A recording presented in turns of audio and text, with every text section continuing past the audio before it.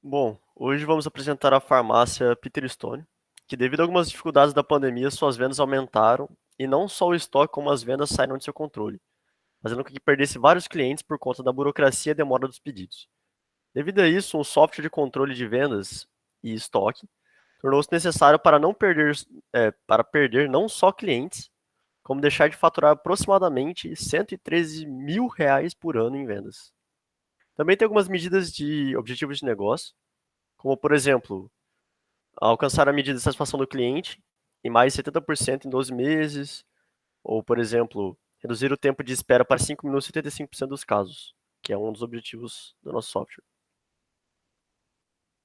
Aí também temos algumas métricas, opa, temos algumas métricas, que é deixar de perder o faturamento de R$ 50 mil em 6 meses, ou alcançar 51% de satisfação dos clientes em 4 meses.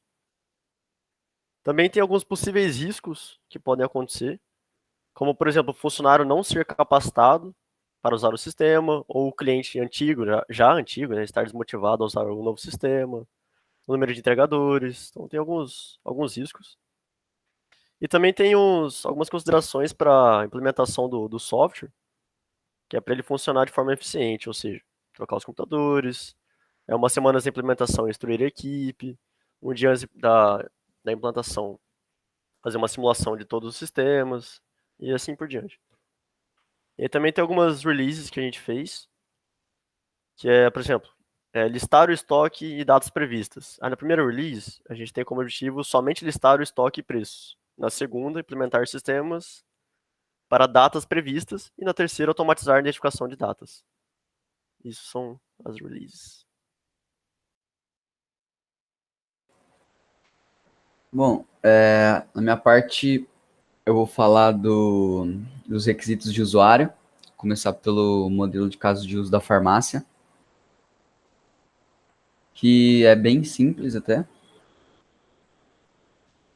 Ele consiste no cliente, basicamente no cliente, o funcionário, que a gente fez uma generalização entre o atendente e o gerente, que eles basicamente fazem a mesma função, apenas que o gerente ele é um cargo acima, então ele que dá a palavra final, na verdade, no final do dia, ele que tem o poder de encerrar as vendas, e, e o entregador que realiza a entrega do produto em si. Então, um entregador que vai realmente entregar o produto para o cliente.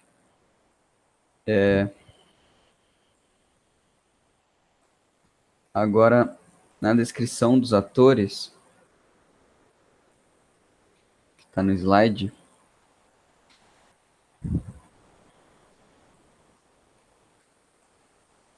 como eu já tinha mostrado no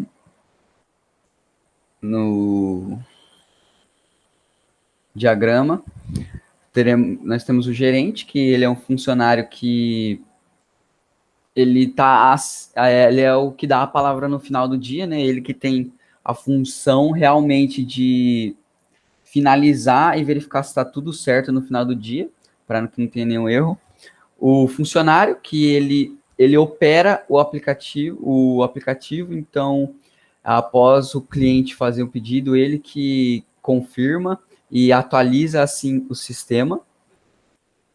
O cliente, que é a pessoa que utiliza o aplicativo, e ele faz os pedidos e escolhe o que ele quer, né?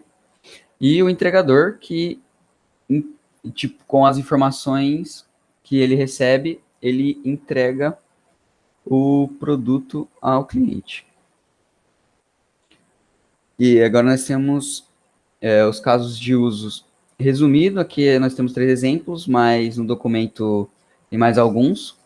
Por exemplo, atualizar o estoque, que seria após o funcionário receber o pedido do cliente. Ele atualiza, assim, o estoque, mostrando automaticamente se o remédio ele precisa ser reposto ou se tem ou a quantidade restante dele. Realizar a entrega, que seria o entregador, após receber as informações, levando o produto para o cliente.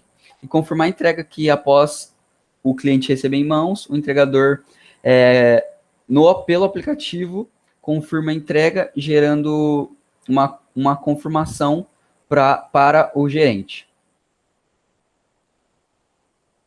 E agora, os casos de uso detalhado.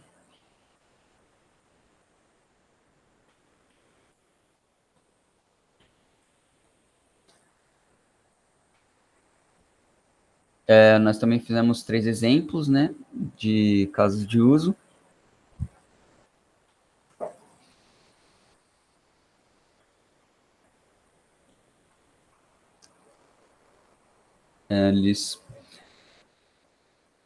E um exemplo seria dar a baixa no estoque, né, que aí seria a descrição, igual eu tinha dito anteriormente, né, que ele, após ele receber o negócio, após ele receber o pedido do cliente, ele daria a baixa, atualizando o estoque. Então, teria o fluxo, as pré-condições, os atores, os fluxos alternativos, de acordo com a situação.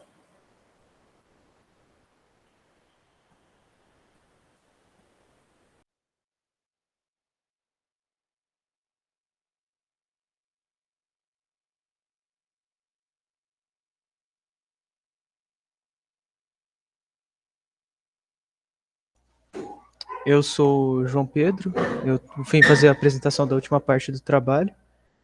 Aqui no diagrama de contexto, a gente fez as classes e as suas relações, como que ela deveria ser usada no nosso sistema. Como qualquer outra informação que está na nossa apresentação, podem ser encontradas elas mais detalhadas nos documentos. Aqui a gente tem o diagrama das classes, as relações entre elas, a relação de proporção entre elas, e o que cada uma faz, ou como elas se interligam. Agora, já no documento de especificação, que eu vou apresentar agora, o documento de especificação e requisitos de software da farmácia, a introdução dele está toda disponível no documento de visão e escopo, assim como citado aqui. A descrição geral está na parte 2 do trabalho, dos casos de uso e atores, assim como as classes dos usuários, como os clientes, o funcionário, o gerente, o entregador. O ambiente do nosso programa, já que ele é um aplicativo para terminal, né, para computador, desktop e mobile, ele funcionará no Linux, Windows 7, 8 e 10, que são os mais recentes. O programa ele vai ser acessível em todos os sistemas Android. O programa deve ser todo programado na linguagem Java e também deve estar todo comentado para ele poder ser atualizado e facilitar nos updates e os novos releases. E a documentação original do documento ela vai ser guardada na nuvem e fisicamente, caso seja necessário refazer todo o sistema ou reformar ele por completo. As funcionalidades, que são os requisitos funcionais, e seus requisitos funcionais no caso, seriam, por exemplo, a de encomendar um medicamento. O programa ele deve mostrar os medicamentos disponíveis para encomenda para o cliente. O sistema, caso não haja um medicamento disponível, deve redirecionar o cliente para a tela de reserva, assim fazendo que o cliente reserve, já que o medicamento não está disponível agora. E o sistema deve, por meio de campos preenchíveis, requisitar o endereço do usuário, salvando-o em seguida. Daí, tanto para a reserva quanto para a encomenda, é necessário o endereço do usuário. Então, o aplicativo já cuida disso para o funcionário, para o gerente ou para quem estiver operando a venda.